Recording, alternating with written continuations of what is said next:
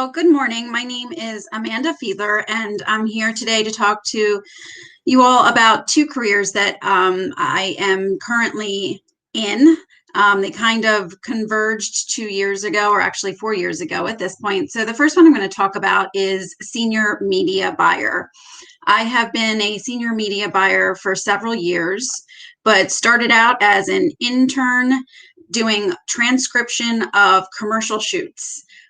So that's how I entered into the media industry. I did a brief stint in different television stations in my college town. And then when I graduated, went on to a TV station in Washington, D.C., but still it wasn't my niche. So I had an opportunity to work in a advertised television sales industry, a larger parent company. But essentially what I did in that job was represent stations across the country who couldn't get in front of the commercial prospects who wanted to get on television. So I sold the television to them if they were in my regional area. And that kind of led to an interest in the backside of commercials on television. You really don't know when you sit down at your home in the evening and you watch television. You do have opportunities now to not watch television commercials with different streaming options, which I'll go into in some of the high points of changes in the industry, but you don't realize what goes on behind the scenes. So in doing the sales of commercial spots on a national level, I became very involved with the agency that I had interned with as a high schooler and a senior in college. I actually interned for several years. And they were looking to bring someone on board to buy the television commercial time for their clients. So I left the sales side of selling commercial time and went into the buying side and creating those commercial times for the clients in our agency. And it's really neat to be able to take math, something that I never thought that I would pursue. I was a journalism major in college, but math is a very important part of my job. I take client budgets and I review the target audience that they want to attract to their product. And then I'm tasked with putting together a commercial schedule. I know that certain age groups watch certain things, certain genders watch certain things, and I am able to negotiate with the television stations to get my client and our client the best price possible for what they are looking for. Interestingly enough, and this will dovetail later into my second career, our clients are all political candidates from across the country. So I have to know what their opposition is doing. I need to know who their opposition is trying to get in front of so that I can counter that. So in my career, as I mentioned, I started as a psychology major, actually, and realized that I really did like media. So I did change my major to mass communications with a journalism tracking. But I have found folks from all walks of life in the media industry. Some people went the technical trade route and learned the production side and ended up in sales. It doesn't require a master's or anything like that, but there is a college requirement, college degree. But I find folks from various different degrees. But what I think has changed most about the field since I first started, I talked about that opportunity to not watch commercials with streaming. We as an industry have had to completely pivot. I mean, we used to just look at Nielsen books, which are the books that tell us who's watching what and where.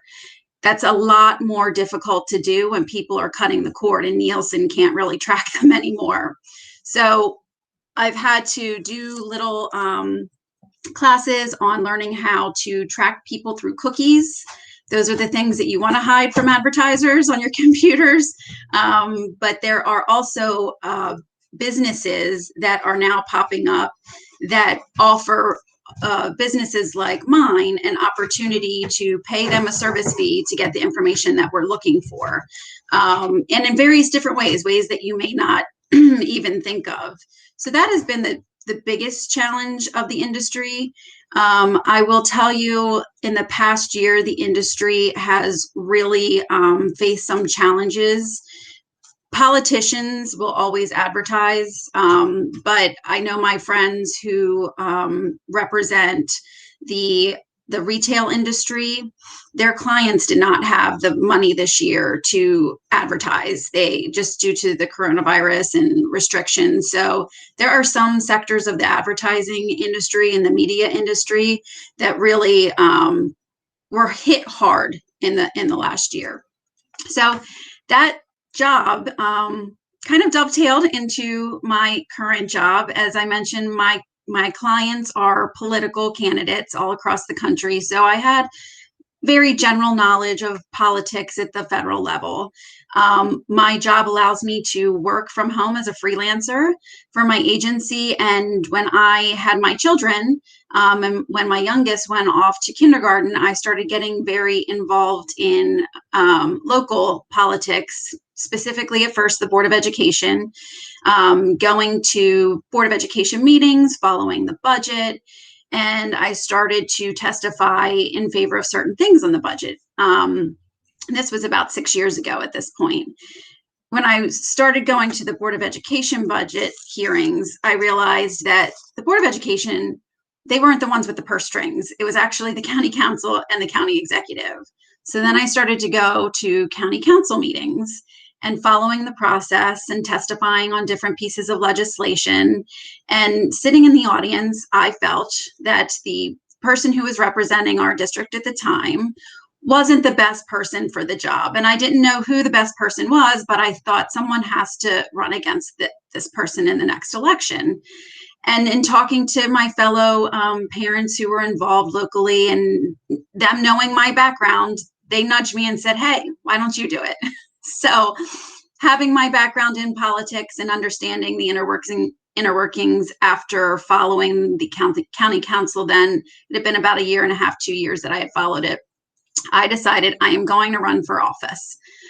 So I started fundraising little bit at a time and had a successful campaign. I won my primary and then my general, and I have been in office now for 2 years. I will tell you, I campaigned saying that I would give this part-time job my full-time attention, and I absolutely have. It has changed our family schedule dramatically, but I do try to balance life with my family and life serving the community to the best of my abilities. So part of the job is constituent services. There's 3 major parts to my job. Constituent services, the budget, as I mentioned before, that's how I got involved. The county council is tasked with reviewing the county executive's budget and then altering it, adjusting it, and voting on it. And then our third responsibility is legislatures. We have to review any potential laws that the county executive wants passed. And we are also tasked with updating our laws as we see fit. And typically how that comes into play is someone in the community will bring something to our attention that has caused them challenges in whatever ways. And we take a look at it. We consider if an update to the code is necessary, and then we introduce a bill to adjust it. It requires 4 votes for a bill to pass. The budget, as I mentioned, the county executive comes to us once every year. He'll be doing his budget presentation on April 30th. And then constituent services. I find constituent services to be the most gratifying part of my job. People come to you in stress and overwhelmed, and they don't know where to go. And it's just that they don't have the right contacts, or someone's email got buried in the shuffle of emails, and it matters a lot to people. I mean, when you're talking about county council. This is your backyard issues. It's your trash getting picked up. It's your yard flooding during rainstorms because infrastructure is not there. It's school buses. At one point, we were getting a lot of emails about school buses being late. Even though that's Board of Education, we are able to direct parents and concerned custodians, children over to where they need to be. But that has been extremely gratifying, and I know folks appreciate it. I will give you an example of the most recent. There is a community over in Severna Park who built a new boat. I think it's a pier, but it has different boating connections, if you will. We're clearly not boaters. I don't know the correct terms, but they built a very long pier. It holds 70 boats. The community was expecting to have their grand opening of this new pier, but they were having a difficult time getting a approval from the fire marshal that all of the apparatuses that were underneath of the pier would work in the case of a fire. They reached out to me. They had already had to postpone the opening of the pier and the grand opening for all the boaters. They were very stressed. They had upset folks reaching out to them because the grand opening was canceled. So I heard their stress. I heard the angst in their voice. I picked up the phone. I called the fire chief. The fire chief called the fire marshal. Within 24 hours, the fire marshal was out at the pier and they were running a pressure test for the apparatus under the pier. They got their permit approved, the inspection passed, and they were able to open the next weekend. So that was a whole community that was so excited to be able to get back out on the water.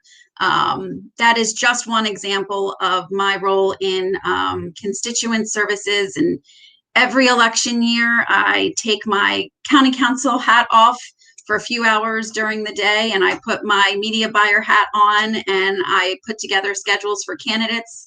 It's a little challenging, and it will be a little challenging this year because I'll be doing their media buys, but I'll also be outdoor knocking for myself after dinner. But that is the highlights of my job. And I want to add really quickly, because I know I touched on this with the media buying profession. For the county council, all I needed was a diploma from high school. And we have had several council members who have served. I think Mr. John Grasso was the most recent. You get a lot of experience doing this job. And I could probably go in a few different directions afterwards. So I love both of them equally, and that's why I do both of them simultaneously.